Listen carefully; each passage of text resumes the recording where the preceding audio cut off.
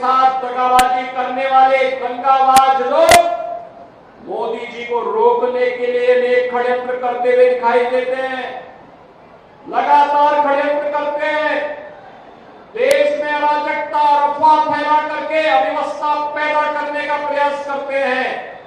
और उन्हीं स्थितियों में भाइयों बहनों, हमें घोसी के इस उपचुनाव में आपके बीच में आना पड़ा है। घोसी का यह उपचुनाव महत्वपूर्ण है। भाइयों बहनों, घोसी के इस उपचुनाव के महत्व को वही समझ पाएगा जिसने 2005 में मऊ के दंगों को नजदीक से महसूस किया होगा। याद करिए,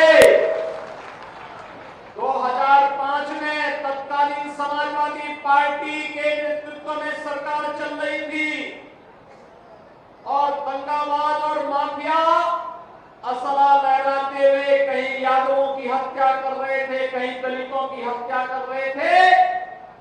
तब न सपा की सरकार उन माफियाओं का कुछ कर पाई थी और न ही कांग्रेस के मुंह से कोई गोली निकल रही थी। तब गोरखपुर में मैं सांसद था और तब इन दंगाबाजों के खिलाफ लड़ने के लिए मैं ही गोरखपुर से चला था।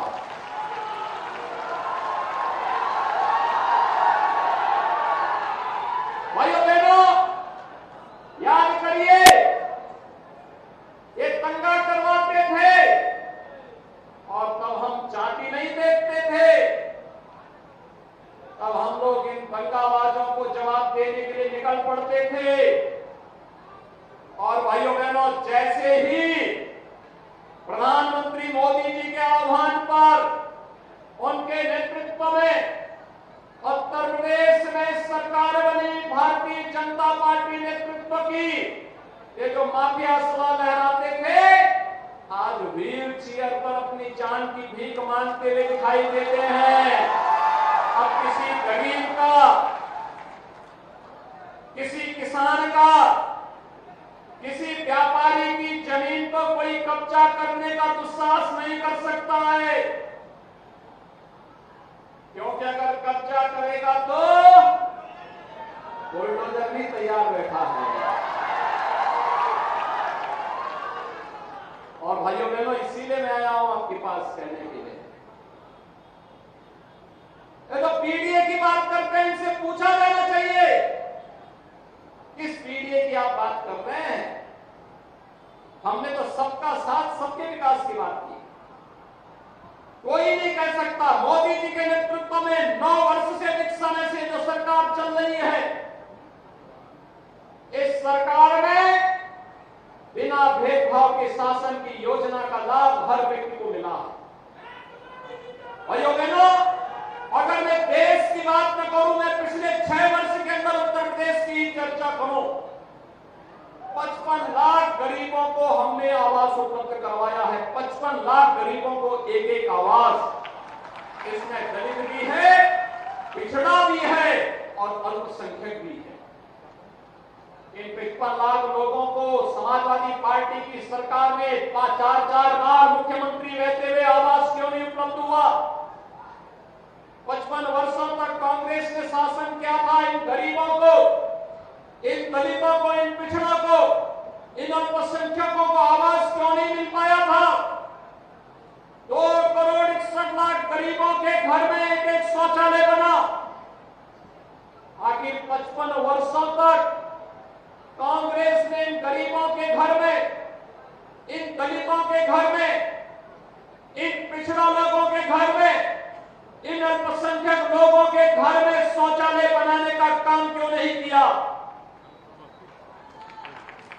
1 करोड़ 57 लाख परिवारों को फ्री में बिजली के कनेक्शन उपलब्ध करवाए गए, बिजली वहां तक पहुंचाई गई।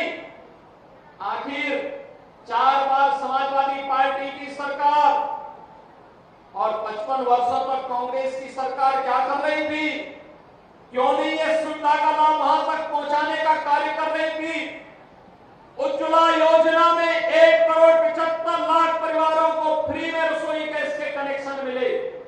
55 वर्षों तक कांग्रेस क्या कर रही थी? 4 बार समाजवादी पार्टी की सरकार थी, तब क्या कर रही थी? भाइयों बहनों, इनके पास कोई जवाब नहीं। अब तो मोदी जी ने यह भी कर दिया है कि 75 लाख नए कनेक्शन उज्ज्वला योजना के लिए गरीबों के लिए और आ गए 75 लाख, और हर सिलेंडर में 200 रुपए की सब्सिडी भी हर उपभोक्ता को उपलब्ध करवाने का काम कर दिया है। आभार मोदी जी, आप गरीबों के मसीहा हैं, गरीबों के कल्याण के बारे में सोचते हैं। और भाइयों बहनों, असली पहचान तो तब होती है जब संकट आता है। इस सदी की सबसे बड़ी महामारी, जब हर एक व्यक्ति की जान पे जाना पड़ी थी, हर एक की जान खतरे में थी, तब कांग्रेस का नेतृत्व इटली भाग गया था। समाजवादी पार्टी के अध्यक्ष अपने घर में दुबक गए थे, और जैसे राहत मिली वे इंग्लैंड भागने के लिए अपना टिकट काट दिए थे। लेकिन भाइयों बहनों, तब मोदी जी और योगी जी ही भारतीय जनता पार्टी और अपने सहयोगी दलों के साथ आपकी सेवा के लिए कार्य कर रहे हैं। याद करिए, कोरोना कालखंड में हर एक जिले में मैं जाता था, हमारे विधायक जाते थे, मंत्री जाते थे, पदाधिकारी जाते थे, अधिकारी जाते थे। 15 करोड़ गरीबों को फ्री में राशन देने की व्यवस्था। और भाइयों बहनों, देश के अंदर 220 करोड़ वैक्सीन की फ्री की डोजेज हर तबके के लोगों को दिया। चाइना कोरोना से परेशान है, यूरोप के तमाम देश कोरोना से परेशान है। कोरोना ऐसा समाप्त हो गया जैसे गधे की सींग समाप्त हो गई। अब कोरोना का कोई भय नहीं है यहां पे। भाइयों बहनों, ये लड़ाई एक तरफ गरीबों के हितों के लिए प्रधानमंत्री मोदी जी के नेतृत्व में देश के स्तर पर लड़ा गया था, पूरी मजबूती के साथ लड़ने का कार्य हुआ था। वहीं गरीब कल्याणकारी योजनाओं का लाभ भी बिना भेदभाव के सबको देने का कार्य हुआ। आज बहन बेटियों की इज्जत के साथ कोई खिलवाड़ नहीं कर सकता, गरीब की संपत्ति को कोई जबरन नहीं हड़प सकता।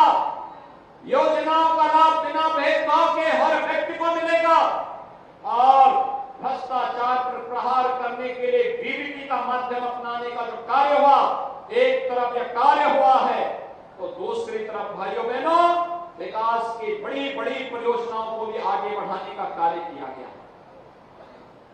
याद करिए, एक तरफ सपा की सरकार चीनी मिलों को बंद करती थी, तो दूसरी तरफ हमारी सरकार चीनी मिलों को चलाने का कार्य कर रही है, और पुरानी चीनी मिलों का एक्सपेंशन की कार्रवाई के लिए प्रस्ताव मांगे जा रहे हैं।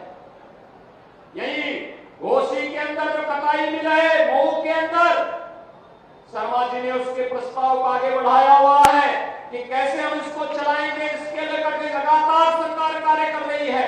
एक घोसी चीनी मिल के एक्सपेंशन के लिए, ये चीनी मिल का एक्सपेंशन हो, इसके लिए भी कार्रवाई कोई कर रहा है, तो भारतीय जनता पार्टी की डबल इंजन की सरकार आगे बढ़ाने का कार्य कर रही है। भाइयों बहनों, इसी घोसी में सामुदायिक स्वास्थ्य केंद्र हो, ITI हो या पॉलिटेक्निक का निर्माण, ये सभी कार्यक्रम युद्ध स्तर पर, जब श्री फागू सिंह चौहान जी यहां से विधायक थे और श्री विजय राजभर विधायक थे, इन लोगों ने तेजी के साथ इन कार्यक्रमों को आगे बढ़ाने का कार्य किया था, और आज उसी को गति देने के लिए मैं आपके पास आया हूं। विधायक आवश्यक है, और सत्ताधारी दल का विधायक होगा तो विकास बुलेट ट्रेन की स्पीड से चलती हुई दिखाई देती है। उसी बुलेट ट्रेन के साथ घोसी को जोड़ने के लिए आज हम लोग आए हैं। समाजवादी पार्टी से पूछिए, आखिर उन्होंने जो लोग जाति की बात कर रहे हैं, इनसे पूछिए, जन्माष्टमी आने वाला है 7 तारीख को। जन्माष्टमी है 7 तारीख को, है ना। जन्माष्टमी के अवसर पर पहले हर थाने में और हर जेल में आयोजन होते थे। समाजवादी पार्टी ने थानों में जन्माष्टमी के आयोजन को रोक लगा दी। हमारी सरकार आई, हमने कहा हर थाने में, हर जेल में भगवान कृष्ण के जन्मोत्सव के कार्यक्रम पूरी भव्यता के साथ मनाए जाने चाहिए। हमने फिर से उनको अनुमति दी और पूरी भव्यता के साथ आयोजित होते हैं, पूरी भव्यता के साथ आयोजित होते हैं। भाइयों बहनों, ये राम भक्तों पर गोली चलाने वाले लोग हैं, लेकिन जब डबल इंजन की सरकार आई, अयोध्या में भगवान राम के भव्य मंदिर के निर्माण का मार्ग खोल दिया गया। आपके घोसी से वाराणसी और घोसी से गोरखपुर की रोड 4 लेन में बनाने का काम कर दिया गया। पूर्वांचल एक्सप्रेसवे मऊ से मात्र 2.5 घंटे में लखनऊ की दूरी तय करा दे रही है। मात्र 2.5 घंटे में लखनऊ, पता ही नहीं लगता कि आप मऊ में हैं या लखनऊ में हैं। और भाइयों बहनों, जब विकास की बात आती है, याद करना, महाराज सुहेलदेव के नाम पर विश्वविद्यालय का निर्माण भी इस कमिश्नरी के अंदर डबल इंजन की भारतीय जनता पार्टी की सरकार ही कर रही है। महाराज सुहेलदेव का विजय स्मारक बहराइच में पूरी भव्यता के साथ बन रहा है और मैंने श्री लाजपत को जिम्मेदारी दी है, हर महीने जाकर के कार्य की क्वालिटी ऐसी होनी चाहिए कि अगले 1000 वर्ष तक महाराज सुहेलदेव का विजय पताका इस क्षेत्र में फहराता हुआ। दुनिया की सबसे बड़ी प्रतिमा, राष्ट्रीय अखंडता के प्रतीक लौह पुरुष सरदार वल्लभ भाई पटेल जी की कहीं पर लग रही है, लगाई है तो प्रधानमंत्री मोदी जी ने केवड़िया में, गुजरात में साबरमती के तट पर लगाई है। भाइयों बहनों, हम सब जानते हैं प्रतापगढ़ मेडिकल कॉलेज का नामकरण आदरणीय सोनेलाल पटेल जी के नाम पर भी डबल इंजन सरकार ने किया।